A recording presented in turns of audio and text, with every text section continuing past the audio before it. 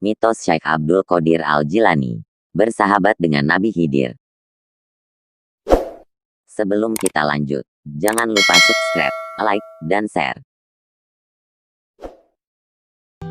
Di kalangan pengikut Syekh Abdul Qadir Al-Jilani, banyak mempercayai mitos-mitos tentang tokoh idolanya itu. Satu contoh yang amat populer adalah tentang persahabatan Syekh Abdul Qadir Al-Jilani dengan Nabi Khidir alaihi salam. Konon, meskipun mereka sudah bersahabat selama 3 tahun masing-masing tidak pernah saling mengenal. Dan dalam persahabatan inilah Syekh Abdul Qadir diuji.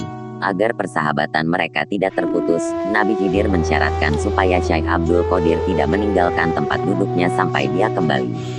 Maka selama 3 tahun Syekh tidak pernah meninggalkan tempat yang telah disepakati, kecuali untuk bersuci. Berbagai godaan menghampirinya namun ia tetap bertahan. Dikisahkan, Nabi Khidir alaihi salam hanya menjenguk setahun sekali, itu pun hanya sejenak. Kehidupan Syekh sering diwarnai dengan kejadian-kejadian karamah. Syekh Izzuddin bin Abdissalam mengatakan, tidak ada seorang pun yang karamahnya diceritakan secara mutawatir kecuali Syekh Abdul Qadir Al-Jilani. Dunia tasawuf. Dalam dunia tasawuf dipercaya bahwa Nabi Khidir atau Al-Khidir masih hidup hingga sekarang. Demikian pula Nabi Ilyas alaihi salam. Keduanya dikisahkan dikaruniai usia panjang oleh Allah Subhanahu wa Ta'ala. Dalam kisah-kisah hikmah, Nabi Khidir kerap menyerupai seorang papa. Dimaksudkan untuk menguji naluri kemanusiaan seseorang akan kehadiran makhluk Allah Subhanahu wa Ta'ala. Sebagian orang berkata tentang Al-Khidir, ia hidup sesudah Nabi Musa hingga zaman Nabi Isa. Kemudian zaman Nabi Muhammad SAW ia sekarang masih hidup dan akan hidup hingga kiamat.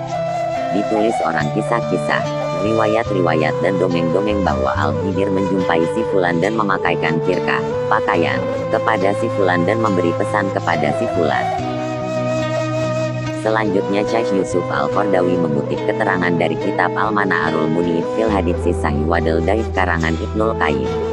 Ibnul Qayyim rahimahullah menyebutkan dalam kitab itu ciri-ciri dari hadis maudhu yang tidak diterima dalam agama. Di antara cirinya ialah hadis-hadis yang menceritakan tentang Al-Khidir dan kehidupannya. Semuanya adalah dusta, tidak satu pun hadis yang sahih. Di antara hadis maudhu, itu ialah hadis yang berbunyi bahwa Rasulullah Shallallahu Alaihi Wasallam sedang berada di masjid. Ketika itu beliau mendengar pembicaraan dari arah belakangnya. Kemudian beliau melihat ternyata ia adalah Al-Khidir. Juga hadis Al-Khidir dan Ilyas berjumpa setiap tahun. Dan hadis Jibril, Mikail dan Al-Khidir bertemu di Arafah.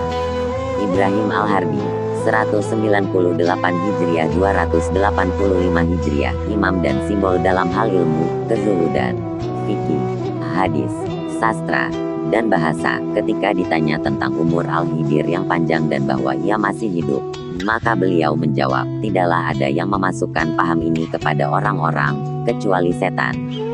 Sedangkan Imam Bukhari ditanya tentang Al-Khidir dan Ilyas, apakah keduanya masih hidup? Maka beliau menjawab, bagaimana hal itu terjadi? Nabi Shallallahu Alaihi Wasallam telah bersabda, tidaklah akan hidup sampai 100 tahun lagi bagi orang-orang yang berada di muka bumi ini. Hadis riwayat Bukhari Muslim. Banyak imam lainnya yang ketika ditanya tentang hal itu, maka mereka menjawab dengan menggunakan Al-Quran sebagai dalil. Kami tidak menjadikan hidup abadi bagi seorang manusia pun sebelum kamu, Muhammad, maka jika kamu mati apakah mereka akan kekal? Quran Surat Al-Anbiya, 34. Syekhul Islam Ibnu Taimiyah rahimahullah ditanya tentang hal itu, maka beliau menjawab, andai kata Al-Khidir masih hidup, tentulah ia wajib mendatangi Nabi Shallallahu Alaihi Wasallam dan berjihad bersamanya, serta belajar darinya. Nabi Shallallahu Alaihi Wasallam telah bersabda ketika perang Badar, ya Allah, jika pasukan ini binasa, niscaya engkau tidak disembah di bumi.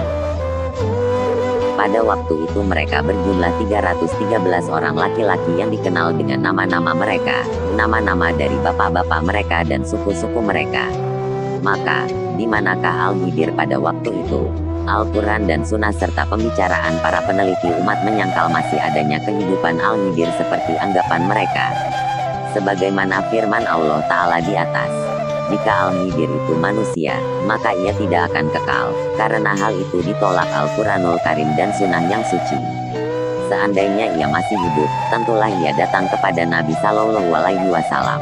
Nabi Shallallahu Alaihi Wasallam telah bersabda, "Demi Allah, andai kata Musa masih hidup, tentu ia akan mengikuti aku."